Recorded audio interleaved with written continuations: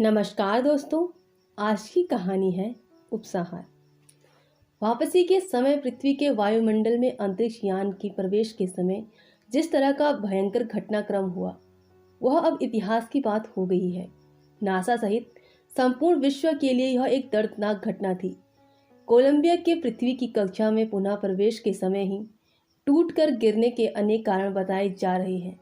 एक कारण यह भी बताया जा रहा है कि 16 जनवरी को प्रक्षेपण के 82वें सेकंड के बाद शटल के बाहरी टैंक से गिरने वाले मलबे का कोलंबिया के पंख से टकराना है। उष्णता रोंधी फॉर्म गिरने से वह शटल के बाएं पंख से 2 या 3 जगह पर जा टकराया। इससे उष्णता रोंधी टाइल्स जो पंख को बचाए हुए थी को हानि पहुंची और बाद में यही विनाश का कारण बना।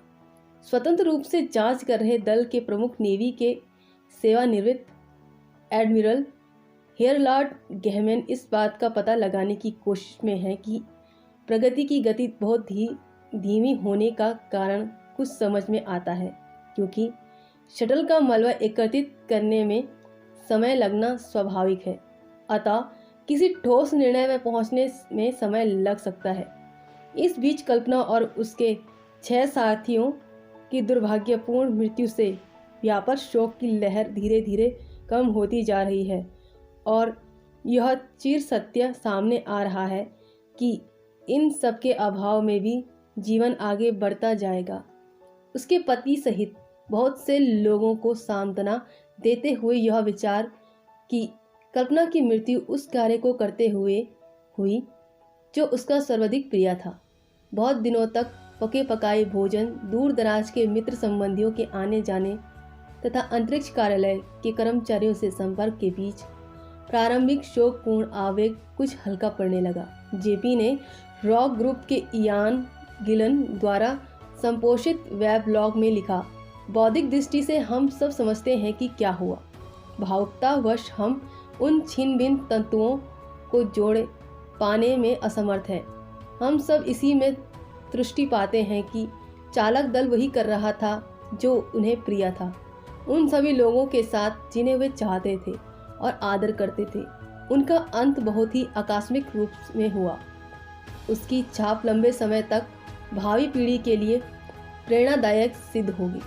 अनेक प्रकार से इन 7 अंतरिक्ष यात्रियों की आत्मा जो 1 फरवरी 2003 की मनहूस प्रातः को शून्य में विलीन हुई, सदैव संसार में विद्यमान रहेगी। करनाल से अंतरिक्ष तक की कल्पना की यात्रा सदा हमारे साथ रहेगी।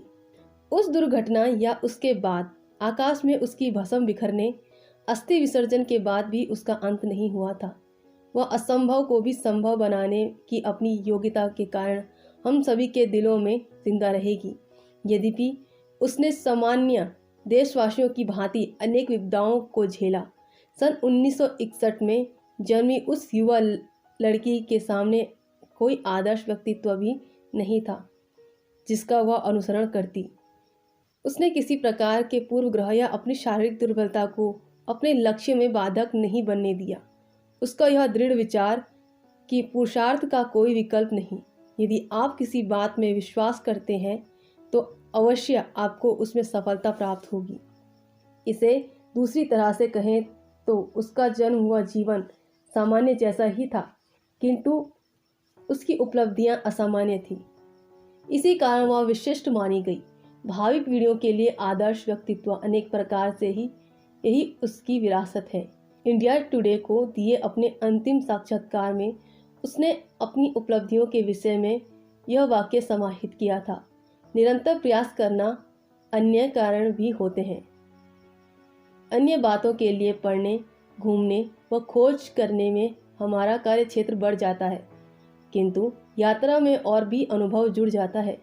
कल्पना को इस बात से भी सदा शक्ति मिलती थी कि उसने हमेशा अपने प्रयास ठीक दिशा में किए।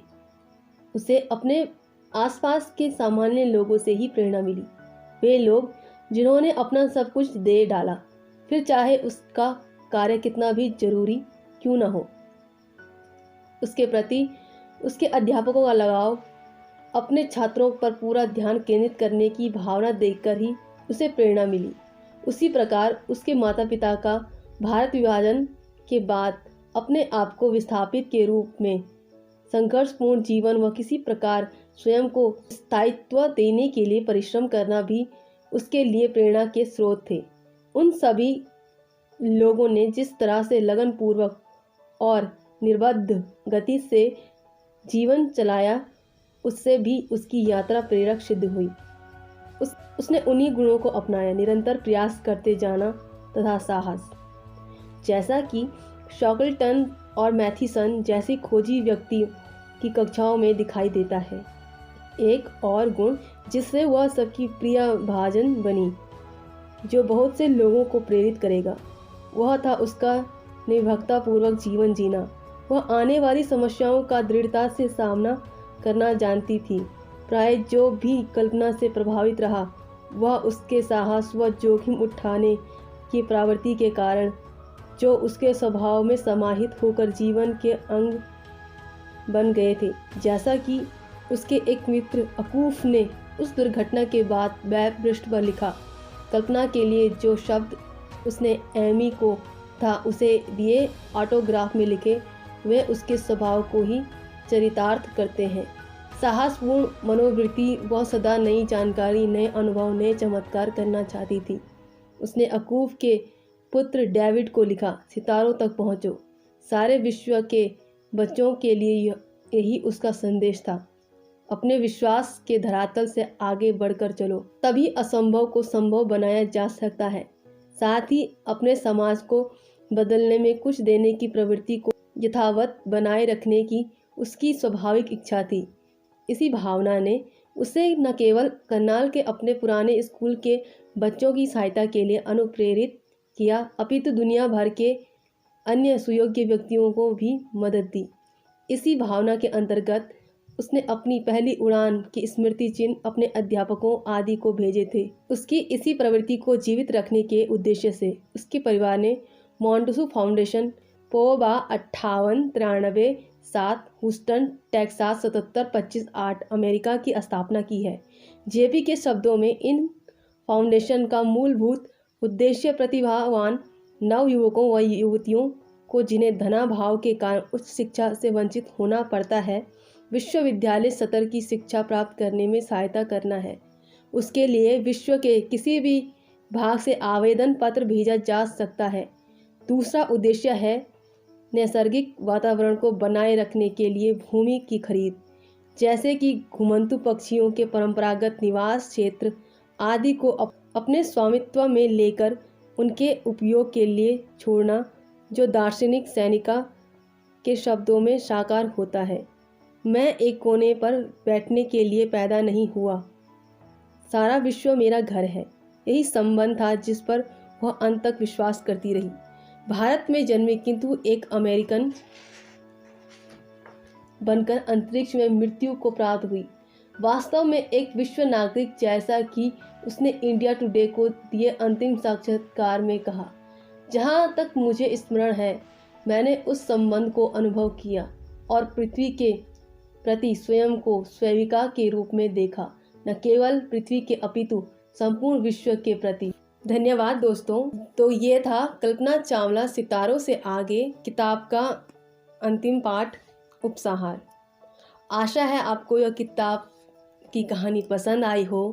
लाइक, शेयर, सब्सक्राइब ज़रूर कीजिएगा।